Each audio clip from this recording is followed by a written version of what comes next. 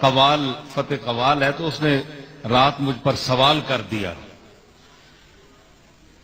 کہ بابا فرید کی ہم غزل گاتے ہیں، وہاں جو رسمیں ہوتی ہیں دروازہ کھلتا ہے تو اس میں ایک یہ شعر ہے، اس پر لوگ بڑے اعتراض کرتے ہیں، تو آپ اس کا کچھ آپ سمجھائیں۔ میں نے کہا بھائی تم گایا کرو، تمہیں کیا غرض، چھوڑو۔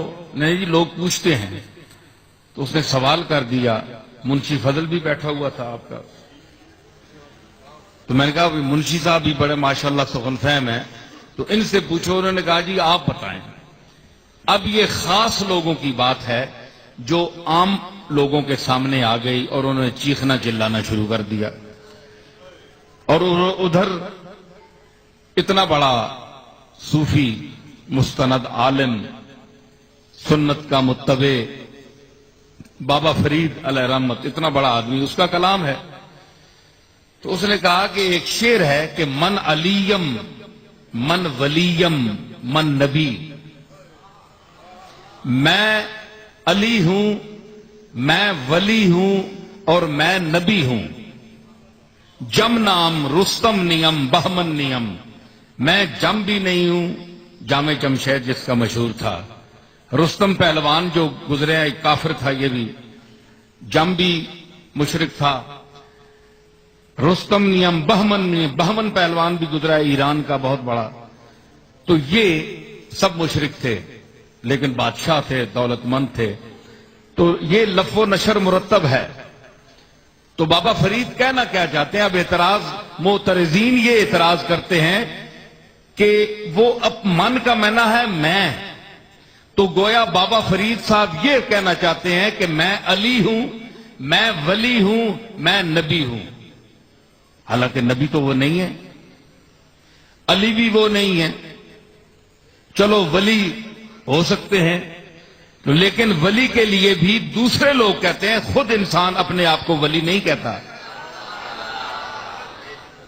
تو یہ آج کا باشعور آدمی بھی ایسی بات نہیں کرتا، بابا صاحب نے یہ بات کیوں کہی؟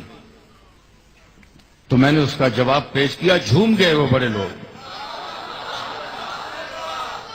میں نے عرض کی بات یہ ہے کہ جو معترض ہے اس کو سمجھ نہیں آئی کہ فرید الدین کہاں سے بول رہا ہے۔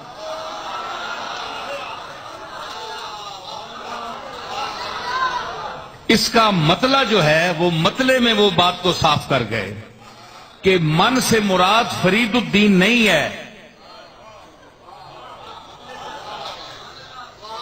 مطلع نے اس بات کا مطلع صاف کر دیا۔ انہوں نے کہا کہ من نیم واللہ یارا من نیم، میں نہیں ہوں اے دوست میرے، واللہ اللہ کی قسم میں نہیں ہوں، سر سرم جان جانم تن نیم، میں تو رازوں کا راز ہوں، جان در جان ہوں، میرا اعتبار جسمانی اعتبار سے نہ کرنا، میرے جسم کو دیکھ کر تم مغالطے میں نہ جانا، میرے جسم کو دیکھ کر کہ یہ فرید الدین بیٹھا ہوا ہے، یہ جسم تو فرید الدین کا ہے، اس پر نام فرید الدین کے لفظ کا اطلاق ہو رہا ہے، لیکن اندر کچھ اور ہے۔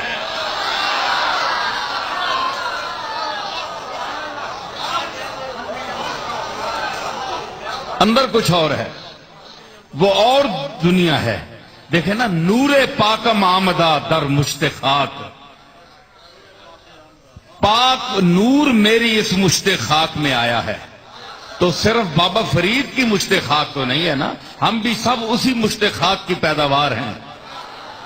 میں نے کہا حضور علیہ الصلوۃ والسلام کی اس حدیث پاک کی طرف بابا صاحب اشارہ کر رہے ہیں کہ جس میں حضور نے فرمایا کہ جب اللہ نے انسان کو پیدا کرنا چاہا اور آدم کی مٹی کو یعنی اس کو گوندنا چاہا تو جبریل کو حکم دیا کہ تو زمین سے جا کر ایک مٹھی بھر لا،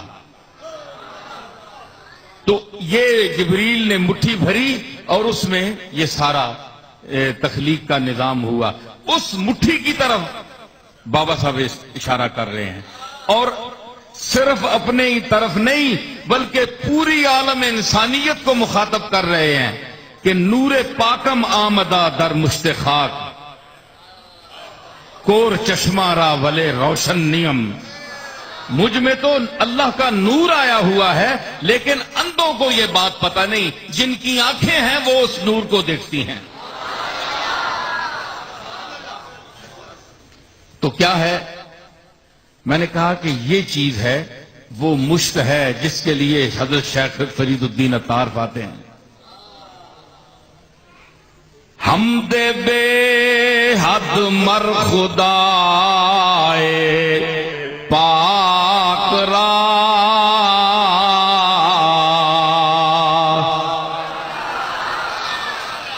حمد بے حد مر خدائے پاک را،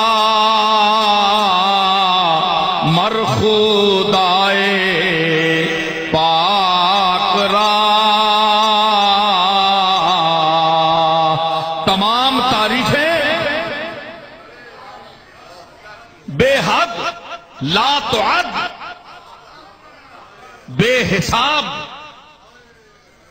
جو حیز بیان میں نہیں آ سکتی، وہ اس پاک ذات کے لیے مخصوص ہیں۔ تمام کائنات جس میں جو تعریف ہے، دراصل وہ اس کی تعریف ہے۔ الحمد للہ رب العالمین، الحمد میں لام استغراق کا ہے، اس کا مطلب ہے کہ ہر قسم کی تعریفیں،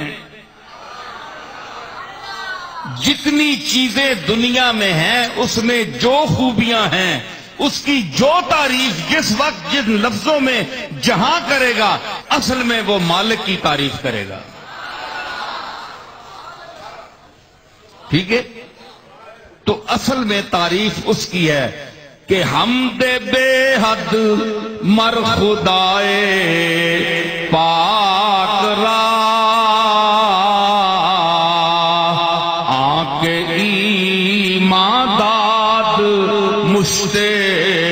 خاک را۔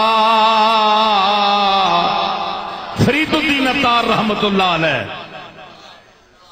یہ پہلا کلام فرید الدین مسعود گنج شکر کا سنایا، اب یہ شعر اس کی تائید میں شیخ فرید الدین عطار کا سنا رہا ہوں کہ جس نے اس مشت خاک کو، مٹھی بھر کو،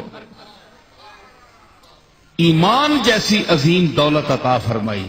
تمام تعریفیں تو اس ذات کی ہیں، اس چھوٹے سے بدن میں کتنی بڑی کائنات بند کر دی۔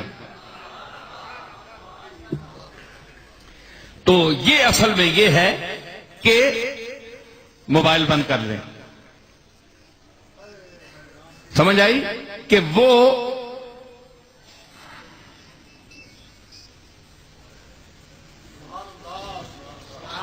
حمد بے حد مر خدائے پاک را، آنکھ ایما داد مشت خاک را۔ تو تمام تعریفیں تو حیوان کے درجے پر جو لوگ فائز ہیں، جس کے متعلق قرآن نے فرمایا ہے کہ یہ جانور ہیں اور جانوروں سے بھی گئے گزرے ہیں، ایسے لوگ اعتراض کر سکتے ہیں کیونکہ وہ ان کی پہنچ وہاں تک نہیں ہے، ان کی سمجھ کا قصور ہے۔ میں نے کہا آپ دیکھو، تو میں نے کہا بابا صاحب کا کمال دیکھو کہ انہوں نے شعر کہا کہ من علیم من ولیم من نبی، کہ اس کا مطلب کیا ہے کہ اے اللہ تیری شان ہے کہ تو نے یہ جو اپنا شاہکار انسان پیدا کر کے دنیا میں بھیجا اور جسے زمین میں اپنا خلیفہ بنایا، انی جائل فی الارض خلیفہ کا لقب دیا، یہ وہی انسان ہے جس میں ولی تیرے پیدا ہوئے، تیرا علی پیدا ہوا اور تیرے نبی پیدا ہوئے، یہ وہی انسان ہے۔ یہ اپنے آپ کو نہیں کہہ رہے، تو انہوں نے کہا میری حقیقت دیکھو کہ جو مرتبہ ولایت پر پہنچے، جو مرتبہ علی پر پہنچے اور جو مرتبہ نبوت پر پہنچے، یہ تیری شان ہے کہ اسی مشت خاک کو یہ مقام دیا۔ اور دیکھیں کہ لقد خلقنا الانسان فی احسن تقویم، یہ طبقہ ہے، من ولیم من علیم من نبی، یہ طبقہ ہے، اور جمنا ہم رستم نیم بہمن نیم ثم رددناہ اسفل سافلین، اسی انسان کو ہم نے نیچے ردی میں پھینک دیا. تو میں نے کہا پہلا طبقہ علی اور ولی اور نبیوں کا ہے، دوسرا طبقہ جم نام رستم نیم بہمن نیم کفار کا طبقہ ہے.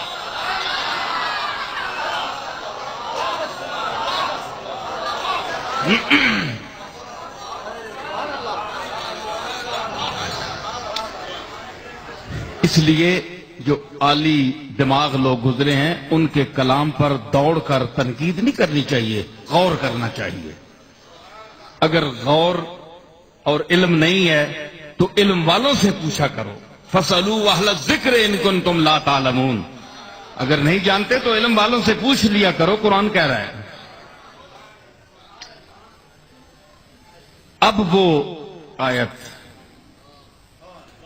جس کا میں نے ابھی وہ شرف حاصل کیا ہے، انما امرہ اذا اراد شیئا ان یقول لہ کن فیکون. جب کسی شے کے